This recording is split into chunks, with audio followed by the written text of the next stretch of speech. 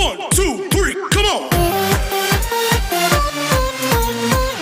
Come on, come on.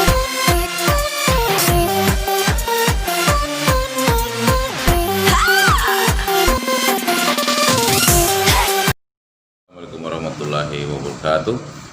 Shalom, Om Swastiastu, Namo Buddhaya. Salam sejahtera buat anda semua.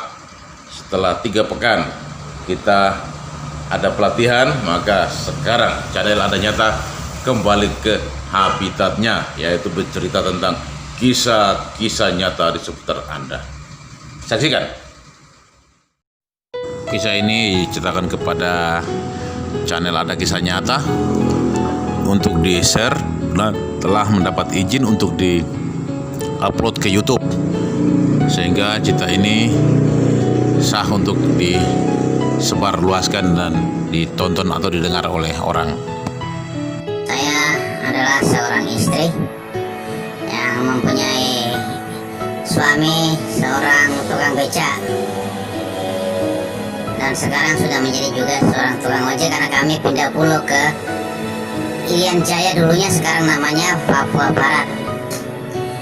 Hidup kami aman-aman saja, tidak ada masalah. Tetapi setelah suami motornya lunas, suami sudah mulai jarang pulang ke rumah. Kadang-kadang pulangnya juga jam 2 dan jam 3 malam. Ini menimbulkan kecurigaan saya sebagai istri. Dan akhirnya saya mengadakan penyelidikan. Ada apa sebenarnya?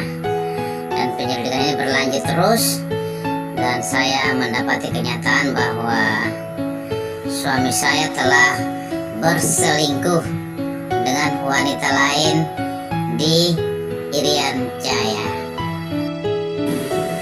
Kalau dilihat-lihat, suami saya sih jauh dari yang namanya kata ganteng, bahkan cenderung sederhana. Tetapi aneh ya, di Papua Barat itu masih laku begitu. Dan akhirnya mulai terjadi kegoncangan-kegoncangan, sudah mulai kasar, sudah mulai pakai parfum kalau keluar rumah. Orangnya sudah mulai rapi-rapi. Yang dulunya itu minta maaf ya, pendengar atau penonton, kalau keluar rumah tuh ya lumayan lah baunya, tidak terlalu menyengat tapi lumayan lah. Tapi sekarang harum baunya. Dan ini menimbulkan kecurigaan saya, tapi ya saya belum bisa membuktikan. Suatu saat secara tidak sengaja saya belanja ke pasar, kok sepertinya dia gitu, kok lagi duduk-duduk peluk-pelukan dengan seorang cewek gitu. Tapi saya mungkin tidak curiga atau bagaimana, pikiran saya juga itu mungkin juga bukan dia. Tetapi hati kecil saya memberontak. Saya kembali lagi ke tempat situ, ternyata orangnya sudah tidak ada. Dan saya bertanya kepada orang-orang sekitar situ, tidak ada pun yang kenal dia. Bahkan kepada para tukang ojek sekalipun. Saya pun diam saja dan akhirnya pulang. Setelah sampai di rumah, saya pun curiga itu pasti dia. Dan saya kembali ke pasar, ternyata mereka sudah tidak ada. Dan menurut orang di situ mereka ke belakang. Dan saya pun ke tempat yang dituju oleh orang tersebut.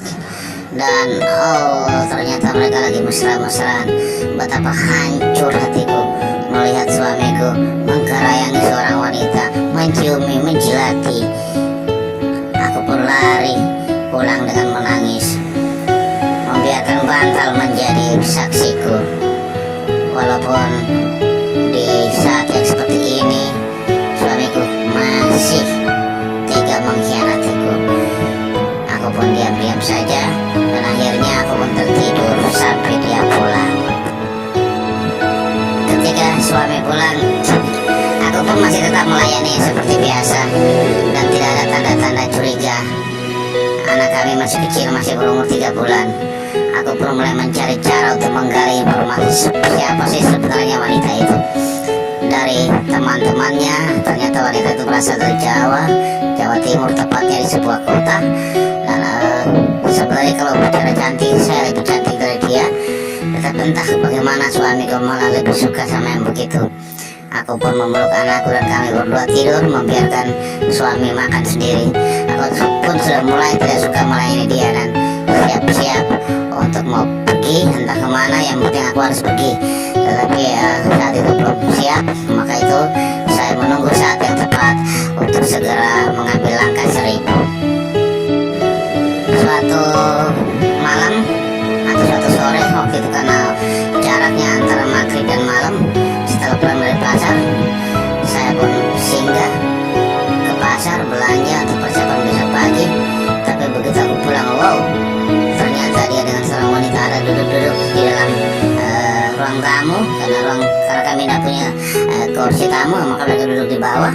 Dan saya pun mulai bertanya-tanya, dan suami mulai memperkenalkan saya bahwa ini adalah istrinya yang kedua. Betapa hancurnya hati ini, kok angkat anakku dan langsung kabur lari meninggalkan rumah. Aku menangis dan sangat menangis. Saat itu aku tidak tahu mau kemana, tapi akhirnya aku tahu bahwa harus segera pergi mencari teman atau keluarga untuk berteduh sementara, dan besok harus pergi.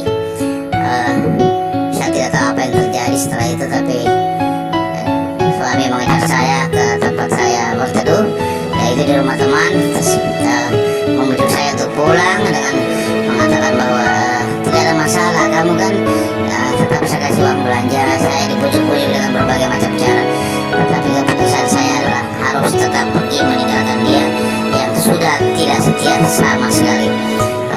Saya mengabarkan semua keluarga saya, dan semua keluarga marah dan menyuruh saya pulang. Ini sesuatu yang sangat memukul saya. Ketika anak masih kecil, masih berumur 3 bulan, saya harus pergi, dan luar biasa sakitnya, luar biasa. Saya mau melabrak perempuan itu juga salah karena dilindungi terus. Akhirnya saya mengalah, dan saya menginap di rumah teman untuk beberapa minggu. Waktu menginap di rumah teman sekitar 4 malam atau kurang lebih 1 minggu, tiba-tiba ada polisi datang ke rumah. Wow, saya kaget sekali. Kira-kira saya buat apa ya? Tetapi polisi menjelaskan bahwa setelah terjadi penangkapan dan penggerebekan di rumah saya, suami berserta dengan seorang wanita tertangkap basah memakai narkoba. Wow, bencana apa lagi yang datang? Dan mereka akhirnya kena tangkap. Dalam proses pemeriksaan 21 hari, saya datang ke Polsek, langsung meminta dia untuk menandatangani surat cerai karena saya akan pergi meninggalkan dia. Sudah tidak ada lagi yang bisa diharapkan dari laki-laki yang seperti itu. Sudah selingkuh, pemakai narkoba, pemabuk lagi. Apa yang harus saya harapkan? Selamat tinggal suamiku.